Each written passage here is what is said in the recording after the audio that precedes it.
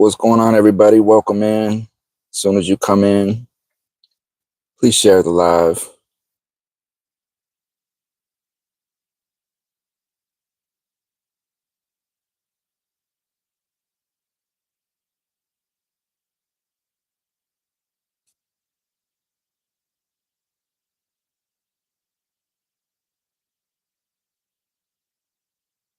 Just let a little crowd get in here before I start. And then I'm just going to give my thoughts and opinions on this question I keep getting asked about Renee Good. And just too much to pack into a small little video. So I'd rather go live with the community, get their thoughts and opinions. But this discussion is really going to revolve around the spirit. So the spirit of things and where we're at as humankind, not just Americans, but just humankind. So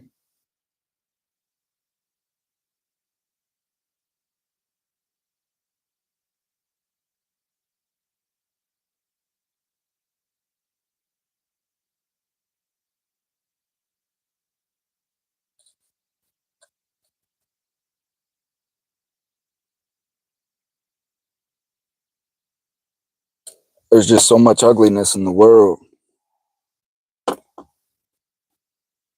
so much negativity, so much ugliness in the world that people are just running around wishing death on people, glad that people died, to justify their own ideologies, to justify their own ego and pride and whatever, And so the question came to me multiple times over the past couple of days as to, what do you think about this situation? You think it was right? You think it was wrong?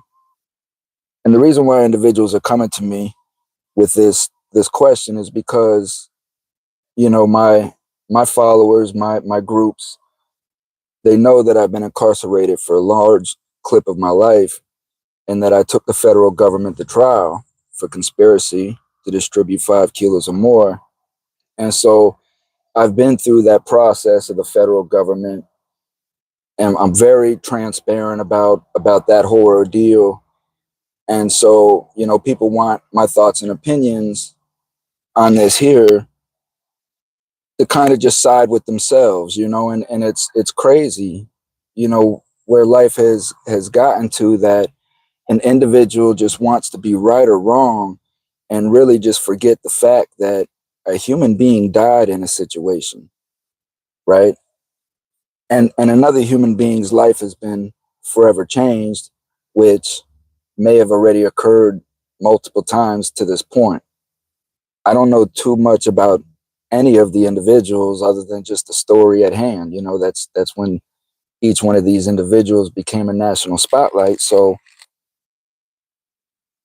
my thoughts on the situation is I've taken all the information in. I've looked at all the videos. I've heard both sides of the story, and I've sat back to reflect, because before I give my opinion, I like it to be my own, not some emotional reaction to some stimuli that have been shown to me, or somebody else's emotional opinion that they are trying to force me to side with. So it's really just taking a step back and analyzing the whole situation. And the first thought that came to me is, why does it even matter at this point? The choices have already been made. The paths have already been laid. And one of those paths ended and another one has forever changed. So my thoughts then started to ponder into why. How did we even get here? Right? As humankind, how did we even get here to where we're murdering each other in the street, albeit in the act of self-defense or not, which that's going to lead into the discussion as to what really is self-defense. You know what I mean? Is murder justifiable just because you feel like your life is more valuable than the next person's? Is murder justifiable just because your ideology is different than the next person's? Does that make your murder justifiable? Does that make it okay in God's eyes? Who knows? We don't know. Everything's gotten so out of whack. Christianity's gotten so out of whack. The people behind the pupil with their silk garments, they preach the word of God in their own saviors, to hide their own demons and their own saviors, and they manipulate the people of the church into believing that these ways are okay. So the church has gotten so out of whack. Education has gotten so out of whack, and when you have an individual like myself who had the ability to take a step back and truly reform themselves as a human being, and see, that's what incarceration has done for me, is I didn't reform myself to make parole or to get out early. I didn't reform myself to try to get along with society or anything of that nature. I wasn't in prison taking programs and things of that nature to be trained on how to be a good person. I truly wanted to learn and understand how I could be a good person, because that's what I always wanted since I was a child, right? So my reformation came into wanting to be a good human and understanding how my thoughts, my negative manifestations created this toxic environment around me where I became victim mindseted into it, into believing that I was just a victim of my environment, but I created that environment through my choices. So I wanted to truly understand why I was creating these choices. And it was just essentially came down to the fact that, I was ignorant. I was living my life off other people's educations. I never truly researched any of the education information that was inside of my brain. It was just given to me by other people without fact checking whether it was true or not. So therefore, I was a truly ignorant person who was just living off emotional stimuli and reactions and things of that nature. And I didn't want to be that type of person anymore. I didn't want to be that type of human anymore. So it was knowing that that is where my reformation came from, the base of my reformation. And I swore to myself that when I got out, my words would be my own. My knowledge would be my own. My experience would be my own as a sovereign entity. And that within doing that, I truly had to understand who God was in my life and what did he mean to me. And of course, that created an onslaught of just research into religion, reading all the different religious texts, going into Kabbalah, going into, the Torah, going into Quran, going into, of course, Christianity and just so many others that I just started deep diving into. And,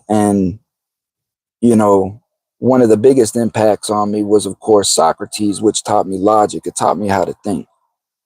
And so logic is very important in everybody's life. If you don't have logic, if you don't have the ability to think and process correctly, then you're just a pinball in a pinball machine. So it's knowing that within all of that is where I started to see the errors in my ways as a human being, and I found God. I found the true God, and I truly believe that Jesus Christ in the human flesh was an individual who was here to show us how to live, not to worship him, to show us that here in the human flesh, we are divine, we are our own creators, and all we have to do is just believe in the creation itself and believe that the creation is here to work for us. And trust me, all of this is leading into the discussion, but as I said from the top, this will be a spiritual discussion. So with all of that being said, it was understanding that I am my own creator. I am the God entity, and it's knowing that each of us is that God entity, to be here to represent God in the physical form, in that nature. And Jesus came here to show us that in the physical form, and to show us how to live life through love and faith. So upon working, it's not a fairy tale story if you want it to be, but experiences are experiences, but it's knowing that within that you yourself are the creator. You yourself are the creator. And if you don't believe that, all you got to do is just think of something, pick up a pen and pencil, write it down, and you have created what it is that you thought. And there's no other thing on earth that can do that other than the human being. So there's a divine purpose for that. There's a divine reason for that. So within the message of Jesus and his message alone, it's getting to know that his eternal message was peace and love for all, right? And when an individual shows you the ignorance of materialism and the ignorance of sin, which is the flesh, when an individual shows you that they're wrapped up in that, carnal flesh of sin, that they're willing to murder for that, you still have to be lightened enough to understand and turn the other cheek, not allow that person's violence to lead you into that same sacrifice of the spirit. Murder is murder. Murder is murder, no matter how you look at it. So when an individual is getting ready to murder you, do you have that justifiable reason to murder that person back in the sake of your own life? That's ego, that's materialism, that's selfishness, that's narcissism. It's to say that your life is more important than that person's, and it's okay to take it. So when we come to this situation, it's not about who was right and who was wrong and that there. It's about how we even got to this point to begin with. I could sit here and argue the fact that ICE had no jurisdiction over that woman to begin with. She was an American citizen. They had no right to detain her in any kind of shape, fashion, or form. You could tell that she was an American citizen. You could tell that she wasn't an illegal immigrant. And ICE's jurisdiction in that city is only there for illegal immigration. So to me, it was a moment of enforcement. They wanted her to do something. She's arguing back with her American rights, and they're showing her in that moment that your American rights don't mean anything when we're telling you what to do. And so that's the conflict that we've gotten into as human beings, is your life isn't even worth it anymore. What's worth it is whether you're right or wrong. And you have one side saying the right, you have another side saying the right, and both of them are willing to push that to the limits of death, whether she killed him or he killed her. And I think that is the most important discussion that we should be having, other than who was right or who was wrong. It's how are we getting to the point that we're assassinating each other, that we're murdering each other over an ideology and a thought process. And being that we're not having that discussion is a serious wake-up call for humanity in itself.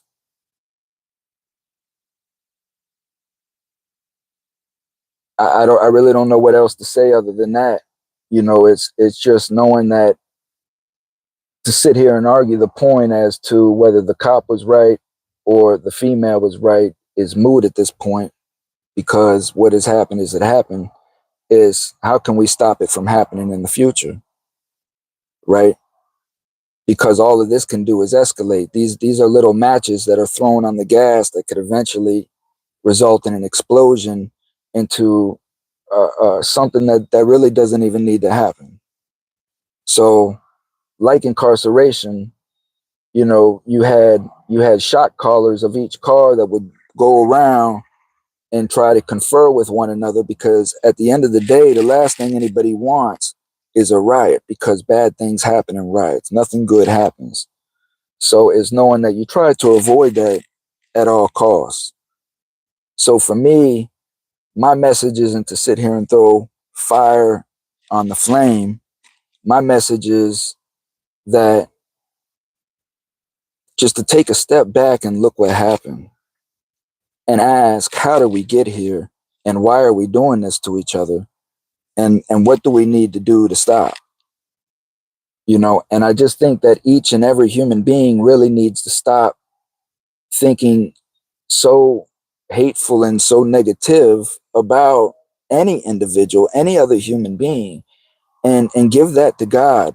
If it's outside of your control, give it to God. No one has any control over Trump. God's got control over Trump, and God is doing what it is that he's doing. But for me to walk around all day and hear people continuously talk about how they wish that something bad would happen to this man, it's like, well, hold on, take a step back now and just look at yourself and look at that thought pattern, you know and where do you really honestly think that's going to get you in life? And this leads into the discussion of law enforcement in itself, and corrections and things of that nature, because that's a question that I'm asked on continuously by correctional officers in itself. Is, am I being a good Christian by being in corrections, by being in law enforcement? Again, this is a question I can't answer. It's not for me to answer. I can only suggest by my experiences and my research and my knowledge. You know, I don't follow religion. I don't follow Christianity. I don't go to churches. I don't partake in these things. I follow the message of Jesus, and I've read his words as much as I possibly could. And I've researched and I've traced back, and I've come to my own conclusions through my own thoughts and research that Christianity is no different than any other law enforcement of its time, religion in itself, and Christianity has strayed so far away from the true message of what Jesus represented, that, you're just being indoctrinated by going to these houses of gold, listening to these people that's wrapped in silk and garments and all these things. You're persuaded by them because you're so mentally lazy that you don't want to do your own research and process your own life and compare that to the walk of Jesus Christ. You'd rather just go sit in a church and listen to another man tell you what you should be doing. So it's knowing that, it's just knowing that you don't have to be a religious person. You don't have to follow the man-made religion to understand the spirit, to understand God, to understand the universal language of love, right? It's like everything, every living, breathing thing down to a tree and grass understands the difference between love and not love, right? Even with a plant, when you're trying to grow a plant and you show that plant attention and love, it grows better. It produces better fruit. That's telling you something, right? So it's just knowing that, why are you, the human, not participating in that universal language? And it's just because it falls into our own selfishness, our own ego, our own narcissism, which these social elites, have indoctrinated into us for their own benefits, for their own greed.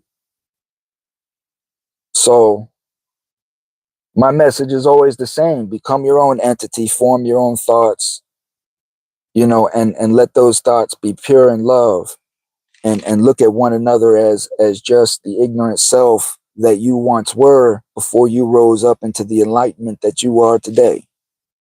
Not everybody is as enlightened as I am. Not everybody is enlightened as so many other individuals that had that time to sit back and self-reflect on their life and truly understand how they've created all these situations to hurt other people, you know?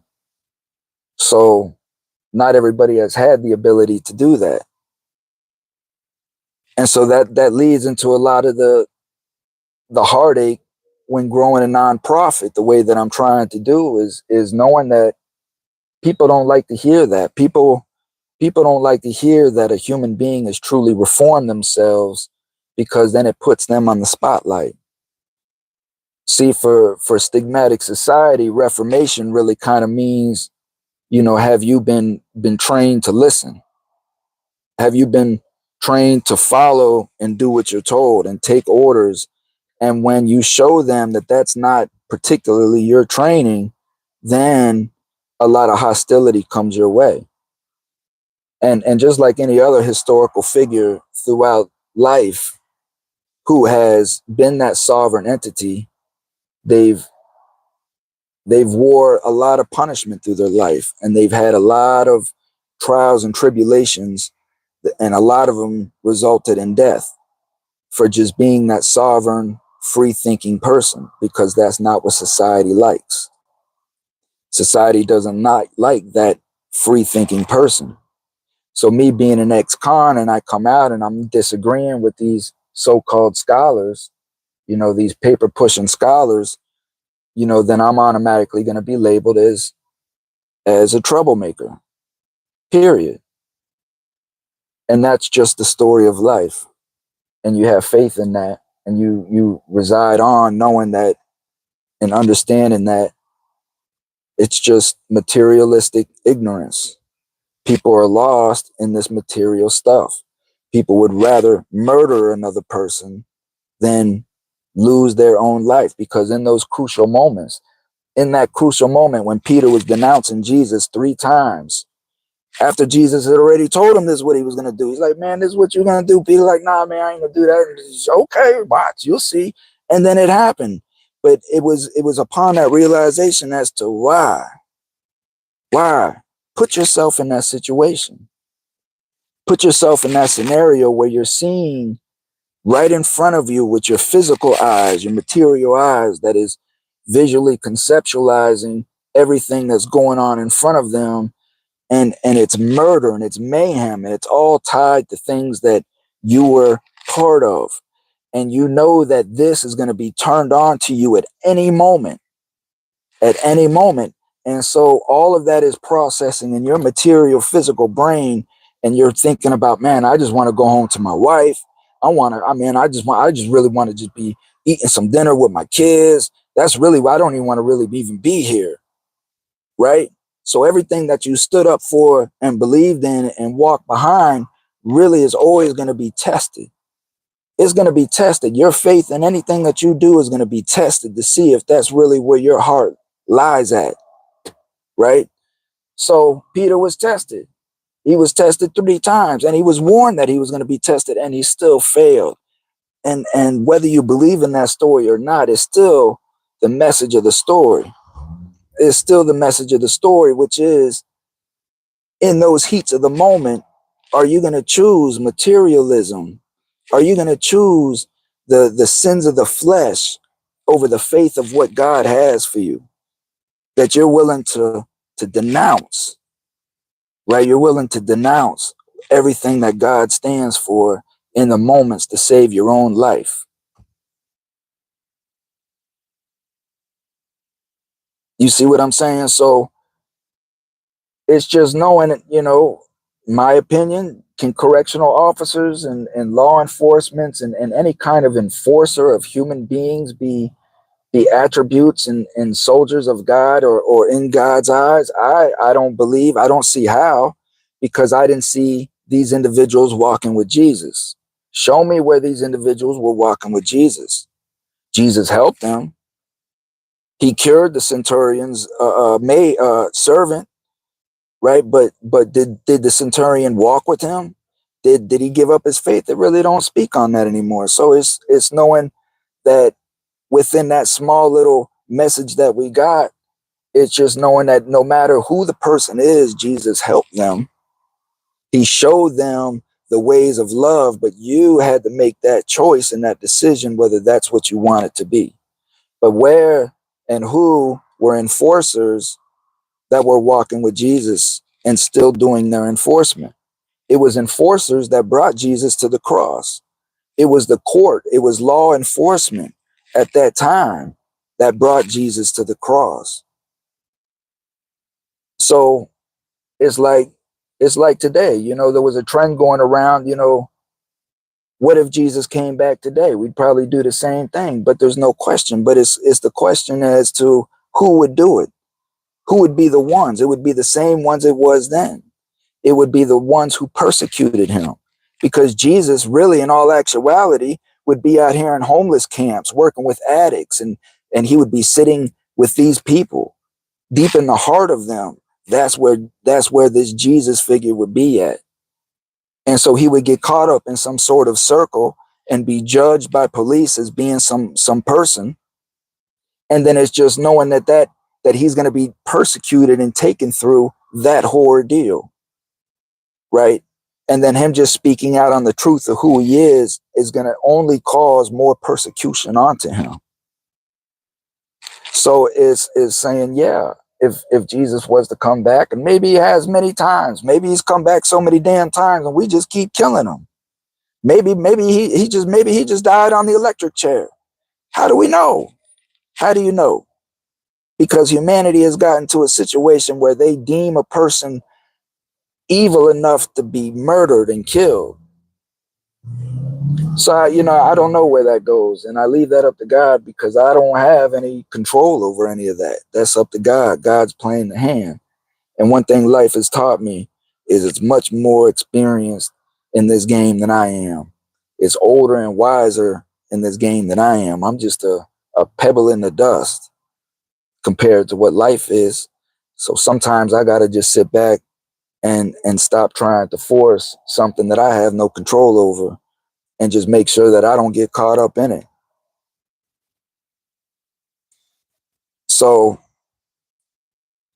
it's just knowing that, to truly understand the walk of Jesus and to be within that walk, you just can't be an enforcer, because for the correctional officer, when an inmate comes to you and they tell you that they're hungry or they're scared or they're tired or they're lonely, are you going to truly sit with them?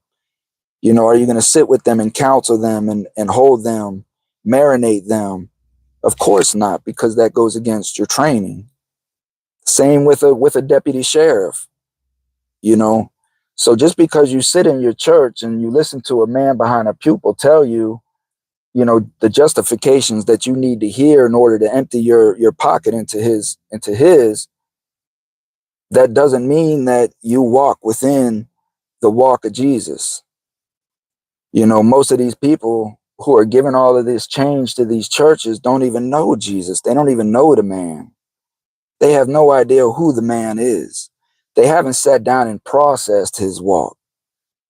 They're only told what his walk was and the thoughts and opinions of a man dressed in silk garments.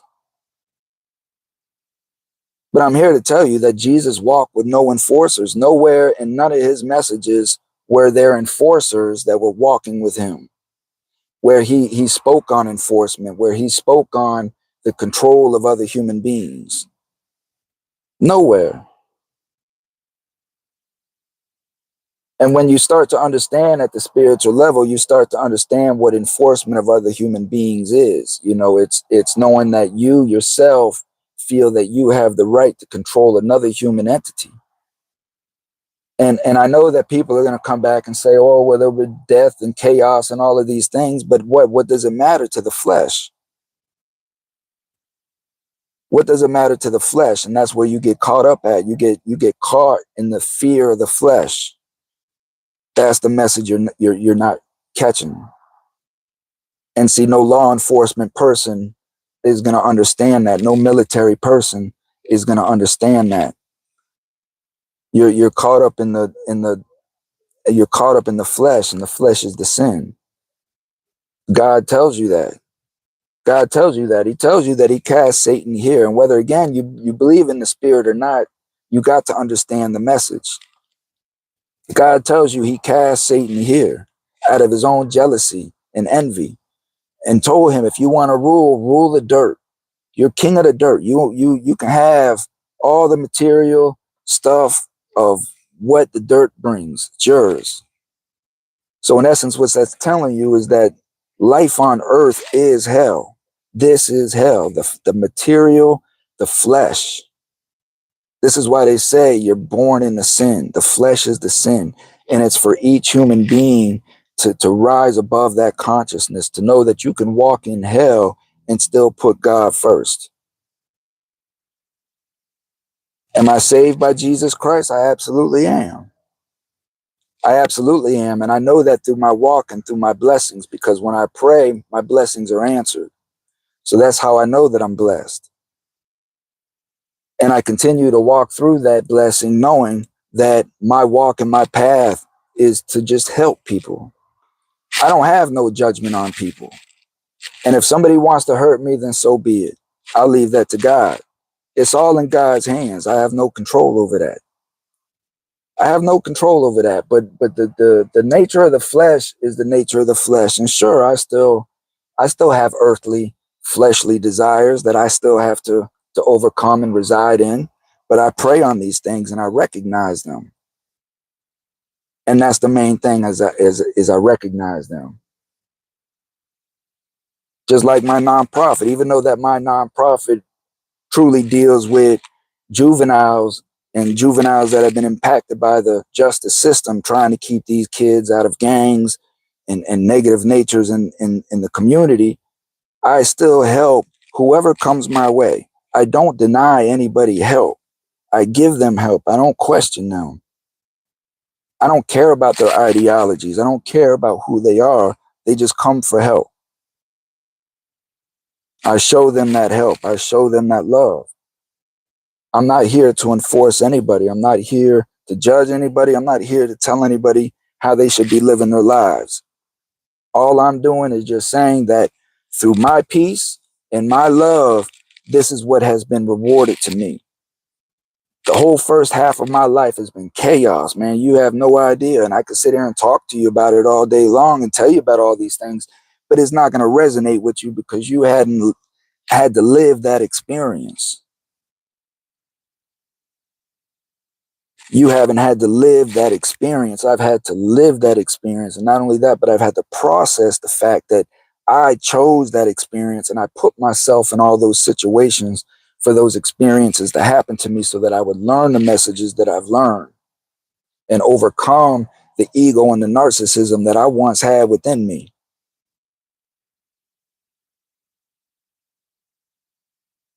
So it's just knowing that to each human being of their own, they have their own experiences. They have their own lives to process. They have their own growth. My message is that you just have to be alert to the fact that society today has put up so many roadblocks in front of you to stop that processing from happening, to stop you from allowing yourself to become that God image, to constantly keep you distracted by these emotional things that are going on that keeps you reacting, keeps you just moving forward constantly without ever stopping and processing your own good. It's knowing that my message to all of us through all of my channels and through everything that I try to produce for the community is rooted in being your best self. Just be accountable for yourself and be truly honest and truthful in everything that you do, right? In everything that you do. And if there's things that you feel that you're going to have to lie to other people about yourself about, then just don't do them. Don't go out and do these things that you know you're going to now then have to turn and lie to another human being about what it is that you've done. So just don't do them. Have control and have some sort of beacon in your life that's bringing you to that ultimate goal. And that's just what the message is. So when it comes to Renee Good in that situation, you know, I pray for both of them because it's a tough situation. You know, that cop now has to live with these circumstances for the rest of his life. And everybody involved in that, their lives have changed and altered from this emotional reaction that occurred. And again, at the end of the day, you take a step back and you're like, for what? For what? What was the reason behind that foolishness? Ego and pride and power, comply or die, do what you're told, all of these things.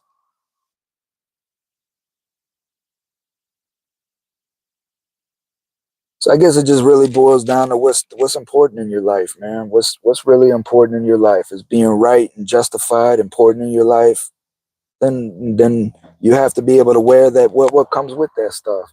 If ego and narcissism and materialism is what drives you every day, then you have to be able to accept the toxicity that comes with that stuff. And that's it. Be accountable for your thought process. Be accountable for the things that you own. Be accountable for the things that you have harvested into your life. You can go to my page, you can go to Amazon right now and pick up a book that I wrote that I just published called Unharvestable. And you can start learning about these things. You can start learning about how you've been indoctrinated by society into believing the things that you believe. And it's all just been to make people richer. That workbook will show you how your whole life, day-to-day operations is based around indoctrination and programming, which is called institutionalization. Because us coming out of prison, that's one of the biggest questions we get. Are you institutionalized? I'm like, I'm not anymore. Shit, you're the one that's institutionalized. And it blows their mind. I've never been to jail. You don't have to be to jail. You don't have to go to jail or prison to be institutionalized. Corporate America has millions of people institutionalized. So it's just knowing that you yourself have become institutionalized and indoctrinated without even realizing it, just because you're in a simple day-to-day grind of survival and have no clue what's even going your way. Coming, nothing. You're just reacting to every little thing that goes. So again, if you're interested, you can go to Amazon. You can search Thomas Free Me. You can search Unharvestable. Any one of those, pick it up. It's $10, and learn a little something. And plus, it's workbook style, so you can write in it. You can do these things. But at the end of the day, man, it's for each one of us to just take a look at ourselves and ask ourselves, how responsible are we for the situation as to where we're at with America? How respectful for life am I truly? How much do I truly respect the gift that has been given to me to even be here? Because when you sit back and you look at the odds as to how you were even born, it's crazy. It's crazy. When you sit back and you process how all of this even works, it blows your mind. And then that's where you start to see the divinity in all of it. People that don't believe in the divine is because you're not processing nothing. You're just moving. You're taking other people's words and actions and thoughts and opinions and you're just coinciding it with your own life and what makes you feel good. But you really haven't sat down and processed nothing, man, because that takes years of work. That takes years of hard work and looking at yourself and admitting to yourself how you've been this ugly creature. And people ain't willing to do that, man. For what? Man, I'd rather just go out here and grind and get money. Buy my chains. All this stuff, man. Buy my Jaguars and all, man. Come on, man. What you talking about? I'm out of here, man. You guys take care, stay safe. For all those that'll circle back and watch this on the back end, man, I'm going to try to be more active. I know I've really been underground. I got a lot of stuff going. I got the nonprofit going. I got an LLC going, Coming Home Consulting, that works with families to help them navigate through the criminal justice system from start to finish, pre-trial all the way to reentry. I got the podcast I'm trying to shoot back up. I got a lot of situations in my personal life that's all over the place, man. So it's knowing as me as a human being, I'm juggling a lot, all on the tail ends of somebody that's just returning back to society, and of course I'm stigmatized and judged for that as well. So peace be unto y'all. I love you guys. through and through as human beings. Just be your best self, do the right thing, and I promise you, man, everything will work out. Have faith in the system. Have faith that God is there working for you. But all he wants is just a little bit of sacrifice for you. You got to put in them first couple little pennies. That's it. That's it, man. So peace. I love you guys. Stay tuned.